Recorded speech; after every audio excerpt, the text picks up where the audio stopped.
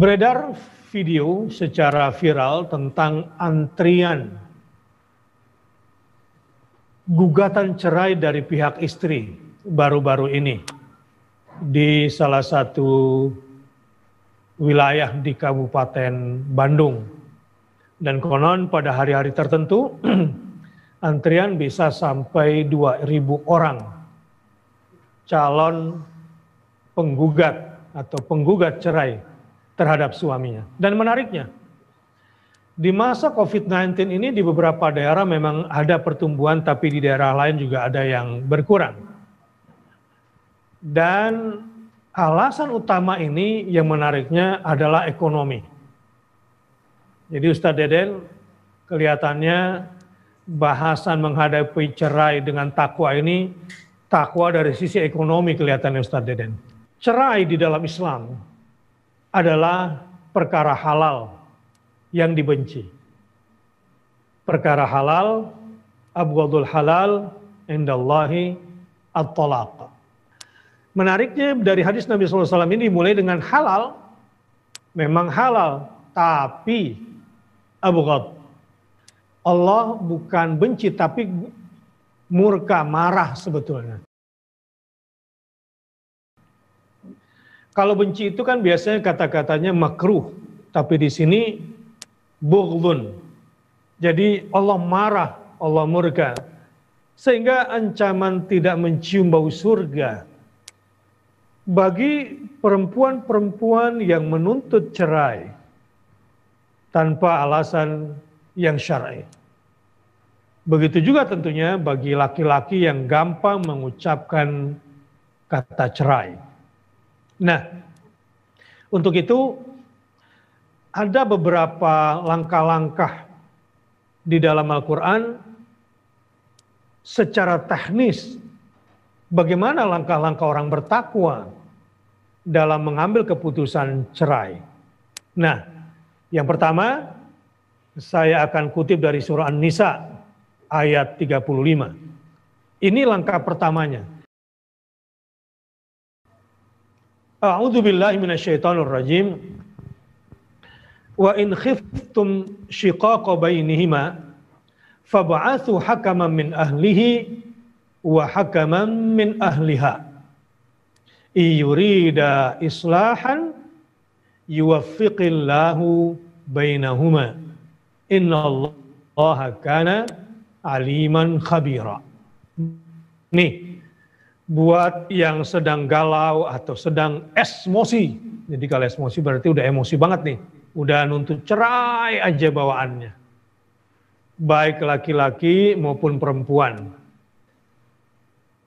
Sebelum semuanya terlanjur datang mekanismenya ke KUA. Sebab di ayat itu nggak ada ke KUA dulu. Atau di ayat itu nggak ada langsung panggil lawyer gitu. Nggak begitu kan?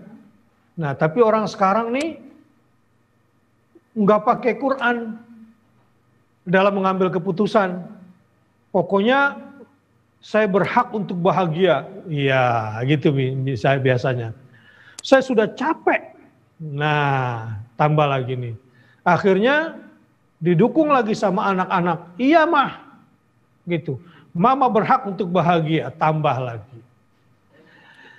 Inilah hal-hal yang kadang setan masuk ketika kita tidak memulainya dengan bertanya dulu kepada Allah. Kan kita waktu menikah telah mengambil perjanjian yang berat di hadapan Allah. Ya. Ketika kita menandatangani pernikahan itu bukan main-main. Itu saksinya dari langit. Nah, saya ingin kembali ke Ustadz Deden dulu. Begitu nggak kira-kira kebanyakan orang-orang menghadapi perceraian ya Ustadz Deden? Saya berpikir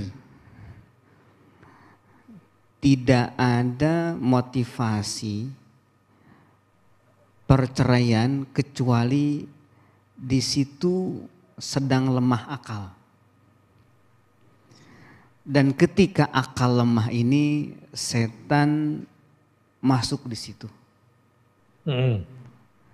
Dan seringkali solusi-solusi yang hadir saat itu pun juga bukan solusi. karena solusinya menjauh dari Allah. Ke pengadilan jadi solusi, padahal itu bukan solusi. Bercerai jadi solusi, padahal itu bukan solusi. Bla bla bla, banyak sekali solusi yang tampil di pikirannya, tetapi solusi itu selalu menjauh dari apa yang Allah perintahkan. Di antaranya surah An-Nisa ayat 35 ini. Ya, yang akan kita bahas ini ya. Maka kalau ingin menghadapi kasus perceraian dengan takwa secara teknis, jangan langsung keluar kata cerai. Tahan dulu. Itu bukan solusi. Makanya abghadul halal. Dia perkara halal, bagaimanapun itu menjadi solusi, terutama buat perempuan yang tiba-tiba pasangannya atau suaminya murtad. Ini solusi bercerai itu, dan ini otomatis. Begitu juga misalnya suaminya melakukan kekerasan. Ini juga mau tidak mau, kalau nyawa terancam, fisik sudah terancam, ya mau tidak mau cerai menjadi solusi. Begitu juga misalnya tidak dinafkahi, lahir dan batin, ya hanya diposisikan sebagai pesakitan. Dan Islam memberikan solusi. Inilah membedakan Islam dengan agama lain, misalnya yang sama sekali tidak memberikan ruang untuk bercerai. Jadi di dalam Islam, cerai adalah solusi paling akhir ketika sudah bertentangan dengan ad-daruriyat al-khamsah.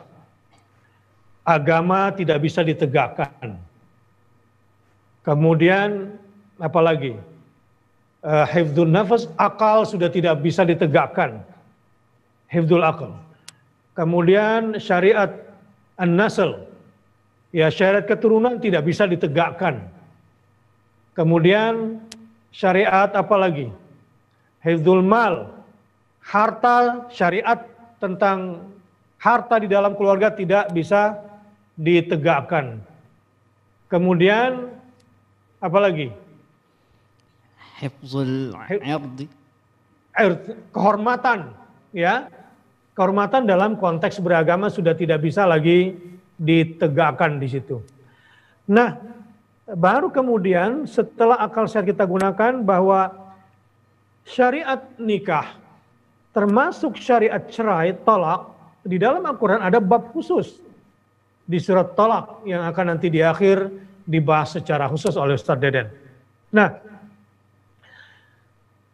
setelah kita menyadari itu, sebelum nanti menyesal, sebab kita tertuduh orang yang gampang mengingkari janji kita, mitsaqan ghalidhan, yang sudah kita ambil sumpah di hadapan Allah Subhanahu wa taala. Dan ingat, selalunya yang menjadi korban nanti adalah anak kita.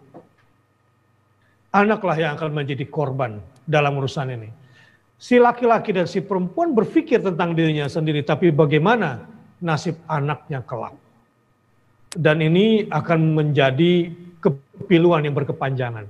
Maka langkah pertama, bagaimana agar keduanya kembali lagi rukun, berpadu kembali.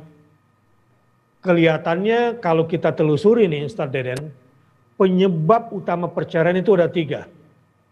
1, komunikasi.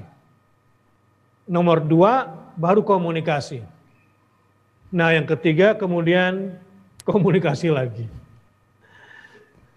Jadi ini sih biasanya. Ada 3 Ustaz. Ya. Saya tambahkan 2 lagi Ustaz, 5. Apa itu? Yang apa keempat itu? Komunikasi, yang kelima komunikasi. Kalau perlu saya bikin 7 nih sekarang. Supaya sesuai surah Al-Fatihah. Nah, kebuntuan komunikasi ini luar biasa Ustaz Deden. Setelah kita tadabburi surah An-Nisa ayat 35 ini. Jadi pintu gerbang pertama menyelesaikan kasus perceraian dengan takwa adalah komunikasi. Syiqaq Ustaz ya, syiqaq. Iya.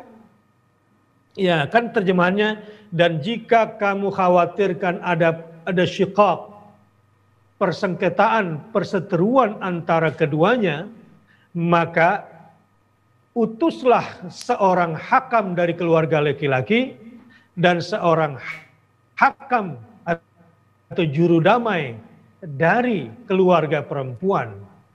Ini prinsip negosiasi di dalam Islam. Jadi communication and negotiation gitu. Dan nanti ada juga spesialis negotiator. Jadi nggak boleh langsung ke lawyer. Karena lawyer sebagai pembela, walaupun melihat dari dua sisi, terkadang lebih mendengar dan memenangkan orang yang dibelanya. Gitu. Baik, luar biasa di ayat ini saya lihat. Satu, menyelesaikan komunikasi dengan cara yang luar biasa. Dua, adalah negosiator. Yang ketiga, kontennya adalah damai, juru damai di sini, bukan juru pecah. Ya. Kemudian yang terakhir adalah yang paling penting, taufik dari Allah Subhanahu wa taala. Juru damai yang menginginkan islah, perbaikan, yurida islahan, baru kemudian tahap yang selanjutnya adalah taufik, yuwaffiqillahu bainahuma, tiba-tiba dibukakan pikirannya, dibukakan hatinya oleh Allah Subhanahu wa taala, karena Allah langsung yang turun dengan mengutus malaikat as-sakinah, malaikat rahmat, menyelesaikan persoalan ini. Tapi kalau langsung tiba-tiba curhatnya ke FB, ya, kan ada nih suami galau atau istri galau, curhatnya ke tembok ratapan, ke wallsnya FB. Hidup terasa hampa. Cie-cie. 10 tahun pernikahan ternyata bukanlah masa yang pendek. Untuk saya jalani dalam penderitaan, cie-cie. Padahal dulu ngarepnya luar biasa.